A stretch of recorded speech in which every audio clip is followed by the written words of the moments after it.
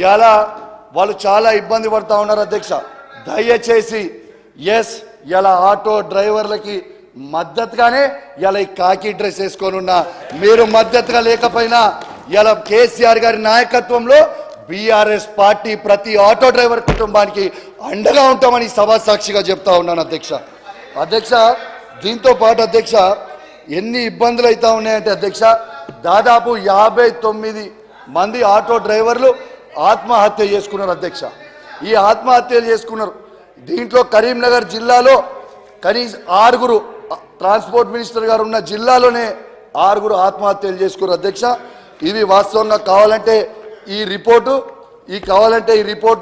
మీ ద్వారా పంపుతానని చెప్పి తెలియజేస్తా ఉన్నాను అధ్యక్ష. ఒక దిక్కు వాళ్ళే బస్సులు పెంచాలంటారు. పల్లెటూర్లలో వాస్తవానికి చాలా గ్రామాలలో ఇంటర్నల్గా ఆటోలు నడుస్తున్నాయి, కానీ దూరం గ్రామాలలో నుంచే బస్సులు నడుస్తాయి, హైదరాబాద్కు, వరంగల్కు, లేదా ఇట్లా దూర ప్రాంతాలకు. సరే, ఏదైనా సిటీలలో కొంచెం ఇబ్బంది ఉండొచ్చు, అది కూడా మా మేనిఫెస్టోలో పెట్టిన ప్రకారంగా మేము టైం తీసుకొని చేస్తాం. కానీ ఆటోల కోసమే నేను పుట్టిన ఆటోలే అంటారు. మళ్ళీ మీరే బస్సులు పెంచండి అని మీరే అంటారు. బస్సులు పెంచిన తర్వాత మరి ఆయనతో ఒక్క ఆటో కూడా నడిచే పరిస్థితి ఉండదు కదా. మరి మీరు అసలు మీ వైఖరి ఏందో స్పష్టం చేయండి. మొత్తం ఆటోలను క్లోజ్ చేయాలనుకుంటే బాగా గల్లీకి ఒక బస్సు పెంచండి అని అట్లనన్నా మాట్లాడండి. మినీ బస్సులు పెంచండి అని కూడా ఇందాక అన్నారు. మరి మినీ బస్సులు కూడా పెంచాలా, అది కూడా చెప్పండి. కాబట్టి ఆటో వాళ్ళని రెచ్చగొట్టడము, ఇతరులను రెచ్చగొట్టడం కాకుండా మరి మహిళలకు ఏది ఇవ్వద్దా? మహిళలకు ఫ్రీ బస్ ఇవ్వడం మూలంగా మీకు నష్టం ఏమొచ్చింది? ఇవాళ మీరు ఇస్తాం ఇచ్చిన ప్రతి మాట నిలబెట్టుకుంటాం.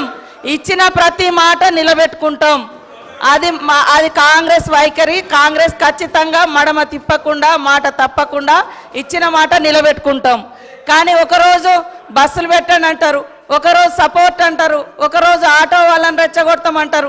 ఆటో వాళ్ళకు మీ హయాంలో మరి ఫ్రీ ఇన్సూరెన్స్, అదేవిధంగా రోడ్డు మీద ఫ్రీగా తిరగడానికి కావాల్సినటువంటి ఫెసిలిటీసు అవన్నీ ఎందుకు మీరు సహకరించలేదని నేను అడుగుతా ఉన్నా. కాబట్టి రెచ్చగొట్టే మాటలు కాకుండా వాళ్ళ సమస్యలు ఏమన్నా ఉంటే మాట్లాడితే బాగుంటుంది. అదేవిధంగా బస్సుల పట్ల మీ వైఖరి కూడా స్పష్టం చేయండి. ఫ్రీ బస్ పెట్టాలా వద్దా? పెట్టడం మూలంగా ఎందుకు కడుపు మండుతుంది? ఇవాళ మరి గవర్నమెంట్ హాస్పిటల్స్లలో కూడా ఫెసిలిటీస్ పెంచుతున్నాం, దాంతో ప్రైవేట్ హాస్పిటల్స్ నడవకుండా అయిపోయే పరిస్థితి వస్తుంది. అప్పుడు కూడా బాధపడతారా ప్రైవేట్ హాస్పిటళ్ళ కోసం? అదేవిధంగా మీ లెక్క ఇవాళ కొంతమందికే రైతు బంధు ఇచ్చి పేదోళ్లకు కడుపు కొట్టినట్టు కాదు, పేదోళ్ళను కూడా ఆదుకునే ప్రభుత్వము, అన్ని వర్గాలను ఆదుకునే ప్రభుత్వం కాంగ్రెస్ ప్రభుత్వం. కాబట్టి పదే ద్వంద్వ వైఖరి మాట్లాడకండి, ఒకటే వైఖరి చెప్పండి. మీ వైఖరి బస్సుల విషయంలో ఏంటిదో గది ఒక్కటి చెప్పండి.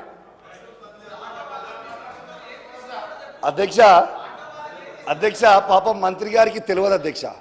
దాదాపు ట్రాన్స్పోర్ట్లో ఉన్న ప్రతి డ్రైవర్కి కేసీఆర్ గారి నాయకత్వంలో 10 లక్షల మందికి 5 లక్షల ఇన్సూరెన్స్ చేసినాం అధ్యక్ష.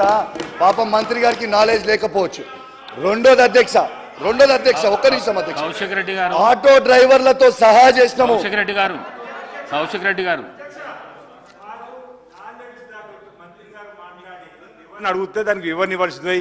నాలెడ్జ్ లేదంటే ఏంటి అధ్యక్ష వారు మాట్లాడేది? మహిళా మంత్రి అంటే ఇంత చులకనగా మాట్లాడితే ఎట్లా అధ్యక్ష? మా మంత్రి గారు ఏమన్నారు అధ్యక్ష ఇక్కడ వారా మాట వెనక్కి తీసుకొని మా మంత్రి గారికి క్షమాపణ చెప్పాలి. నేను ఒక్కడే మహిళా తల్లందరూ కూడా క్షమాపణ చెప్పాలి. ఆయనలాగా నాకు దురహంకారమైనటువంటి నాలెడ్జ్ లేదు సార్. నాకు నాలెడ్జే ఉంది, సబ్జెక్టు వారుగానే ఉన్నది. కానీ ఆయన లెక్క దురహంకారమైనటువంటి నాలెడ్జి లేకుంటే ఓట్ల కోసం చస్తా అని బ్లాక్మెయిల్ చేసే నాలెడ్జి నాకు లేదు సార్. కాబట్టి ఆటో డ్రైవర్లు అనేక మంది గత ప్రభుత్వంలో ఇబ్బంది పడ్డమాట వాస్తవం. ఇవాళ మా పథకానికి ఆటో డ్రైవర్లకు అడ్డం పెట్టడం ఇది కరెక్ట్ కాదు. ఇది మహిళల కోసం పెట్టినటువంటి పథకం. కాబట్టి నీ దురహంకారం మాటలు మానుకో కౌశిక్ రెడ్డి. నీలాంటి దుర్మార్గపు నాలెడ్జ్ నాకు లేదు. నేను కరెక్ట్ ప్రజల కోసం ఆలోచించే నాలెడ్జే నా దగ్గర ఉంది. కౌశిక్ రెడ్డి గారు దయచేసి హౌస్ ఆర్డర్ లో పెట్టండి అధ్యక్ష. కౌశిక్ రెడ్డి గారు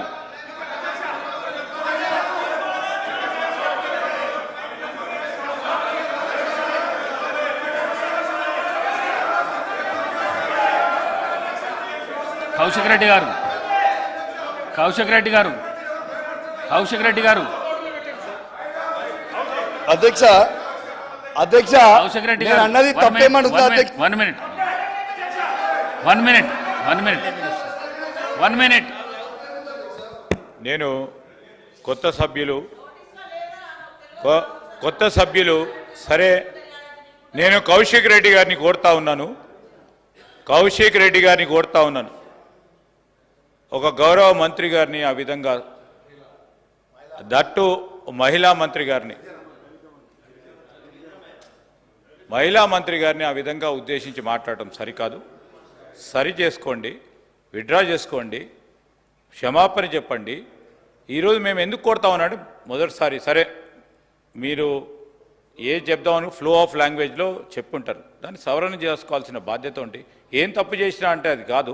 దయచేసి మా యువ మిత్రులను కోరుతా ఉన్నాను తప్పకుండా, ఎందుకంటే అసెంబ్లీ సమావేశాలు, ఈ అసెంబ్లీ సమావేశాలకు సంబంధించి ఏ విధంగా మనం మాట్లాడాలి, ఈ సభకు సంబంధించిన గౌరవాన్ని ఏ విధంగా కాపాడే ప్రయత్నంలో పక్కనున్న మా కేటీఆర్ గారు కూడా చెప్తే బాగుంటుంది, పక్కనున్న పెద్దలు గోపీనాథ్ గారు చెప్తే బాగుంటుంది, అనుభవం ఉన్న మరి మహిళా పెద్దలు మాజీ మంత్రివర్యులు సబితా ఇంద్రారెడ్డి గారు కూడా చెప్తే బాగుంటుంది. కొత్త సభ్యులకు చెప్పాల్సిన ధర్మం మీ పైన కూడా ఉందని మీ ద్వారా వారికి తెలియజేస్తా ఉన్నా అధ్యక్ష. కౌశిక్ రెడ్డి గారు, చెప్పేసి అధ్యక్ష కౌశిక్ రెడ్డి గారు, నేను ఒక్క మాట మీరు ఎట్లా కనిపిస్తున్నారు చేరుకు మీరు ఎట్లా కనిపిస్తున్నారంటే యుద్ధానికి పోతారు చూడు, అట్లా కనిపిస్తున్నారు. మీరు చేతులు గీతులు కిందికి దించి మంచిగా నీట్గా ఇది చేసి చెప్తే మంచిగా మహిళా మంత్రికి క్షమాపణ చెప్పండి. అధ్యక్ష చెప్పండి. ఓకే అధ్యక్ష పర్వాలేదు, I withdraw my words. If మహిళా మంత్రి గారికి ఏమైనా బాధ కలిగించుంటే ఐ విత్డ్రా మై వర్డ్స్. సమాచారం లోపం ఉంది అనేది ఇచ్చి నా ఆవేదన తెలియజేసిన. ఓకే అధ్యక్ష, అయిపోయింది. అధ్యక్ష దీంతో పాటు అధ్యక్ష ఇవాళ బస్సులు కూడా పెంచమని ఎందుకు చెప్తున్నానంటే, మహిళలందరూ కూడా బస్సులలో పెట్టుకొని నిలబడి కొట్టుకుంటారు అధ్యక్ష. ఈ సోషల్ మీడియాలో ప్రతి దగ్గర వీడియోలు వస్తున్నాయి.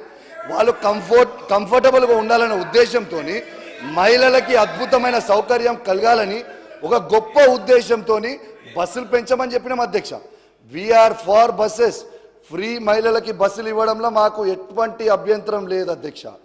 కానీ అదే విధంగా ఆటో కార్మికులను కూడా దయచేసి డ్రైవర్లను కూడా కాపాడుకోవాలనేదే మా వాదన.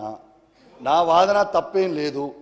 సో దయచేసి ఈ ప్రభుత్వం కూడా దాంట్లో ఆటో డ్రైవర్లను కూడా ఆదుకోవాలని నేను కోరుకుంటా ఉన్నాను అధ్యక్ష. దీంతో పాటు అధ్యక్ష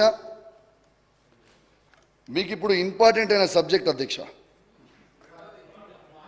auto fair automatic fair collection అనేది, ఆటోమేటిక్ ఫేర్ కలెక్షన్ సిస్టమ్ అనేది ఆన్లైన్ టెండర్ చేయకుండా ఆఫ్లైన్ టెండర్ చేసి దాన్ని ఒక సంస్థకి చలో మొబిలిటీ ప్రైవేట్ లిమిటెడ్ అనే సంస్థకి ఇచ్చిండ్రు అధ్యక్ష. నేను అడిగేది ఒక్కటే అధ్యక్ష, దీంట్లో 15/6/2024 రోజు మా బీఆర్ఎస్ పార్టీ ఆఫీస్ నుంచి కొందరు నాయకులు దీని మీద ప్రశ్నించారు అధ్యక్ష. ప్రశ్నిస్తే 16/6/2024కి ఆర్టీసీ నుంచి రిప్లై వచ్చింది అధ్యక్ష. ఏమని రిప్లై ఇచ్చారు అధ్యక్ష?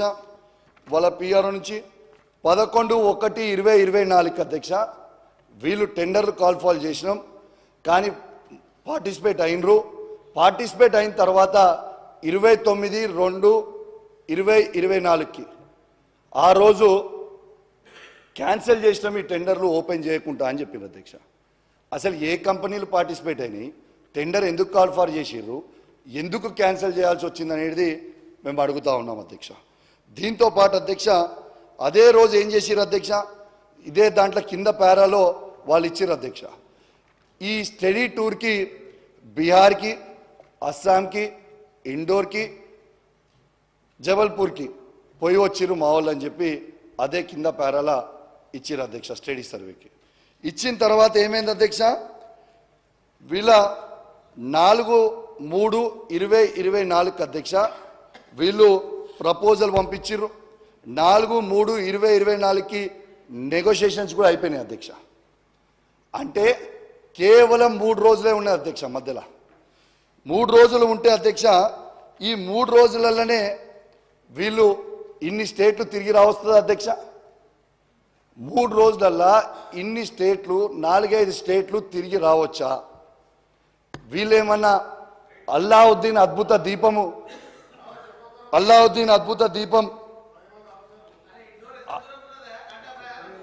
అరే ఆగురాదు ఎందుకు? వీళ్ళేమన్నా అల్లావుద్దీన్ అద్భుత దీపంని వాడుతున్నారు అధ్యక్ష? ఎట్లా పోతారు అధ్యక్ష? ఒక్కసారి మీరు ఆలోచన చేయండి. దాని తర్వాత అధ్యక్ష, ఆర్టీఐ యాక్ట్లో మా మిత్రుడు అడిగిన అధ్యక్ష, various study reports conducted by the corporation, name and designation of the study committee members, places, sites, travel, itinerary of travel places అని ఇట్లాంటి అన్ని ఆర్టీఐ యాక్ట్లో అడిగారు అధ్యక్ష. అడిగిన తర్వాత దాని రిప్లై ఏమొస్తుంది అధ్యక్ష? దాని reply, the requested information doesn't fall with in my jurisdiction అని ఆర్టీసీ రిప్లై ఇస్తుంది అధ్యక్ష. మరి దానికంటే ముందు అధ్యక్ష, వాళ్ళ రిపోర్ట్లోనే మీరు చూడొచ్చు అధ్యక్ష. దీంట్లో వాళ్ళు రిలీజ్ చేసిన పేజ్లోనే అధ్యక్ష, ఈ లాస్ట్ పారాలో ఏమని చెప్పారు అధ్యక్ష? లాస్ట్ పారాలో ఇది మంత్రి గారికి కానీ ఈ ప్రభుత్వం కానీ ఎలాంటి సంబంధం లేదు, బోర్డు చేసిందని చెప్పిండ్రు ఆర్టీసీని. మరి ప్రభుత్వం దగ్గర సమాచారం లేదు, టీఎస్ఆర్టీసీ దగ్గర సమాచారం లేకపోతే మరి ఎవరి దగ్గర ఎవరు కట్టబెట్టినట్టు అధ్యక్ష? దీంతో పాటు ఈ చలో మొబిలిటీ ప్రైవేట్ లిమిటెడ్ డైలీ 30 లక్షల టికెట్లు అమ్ముడు పోతాయి అధ్యక్ష. ఈ 30 లక్షల టికెట్ల మీద ఆ కంపెనీకి కమిషన్లు వస్తాయి అధ్యక్ష. వీళ్ళు అందాజా 30 లక్షలని వేసిరు అధ్యక్ష. ఒకసారి 65 లక్షలు కూడా టికెట్లు అమ్ముడు పోతాయని చెప్పి దీంట్లో ఓ పేపర్ల ప్రధాన పత్రికల వచ్చింది అధ్యక్ష. అంటే ఈ వచ్చే కమిషను ఎవరి జేబులకి పోతుంది అనేది ఖచ్చితంగా జవాబు చెప్పాల్సిన అవసరం ఉంది.